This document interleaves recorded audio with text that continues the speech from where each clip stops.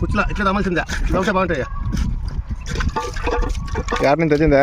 ఇవే మా పల్లె చెరువులో ఇవే, అవి సాకినట్టు కాదు, ఇవే చెరువులో పెంపేటట్టు ఇవే చేపలు, చాలా బాగుంటాయి ఇవే చేపలు. ఇవి ఆంధ్ర అయితే అనంతపురంలో ప్లేట్ వచ్చి 18 తినేకి మాత్రమే. మనకి ఇవి 200కి 250 ఉంటాయి కావాలంటే. అదే చాలా కష్టపడి తేవాలంటే చిక్కువ.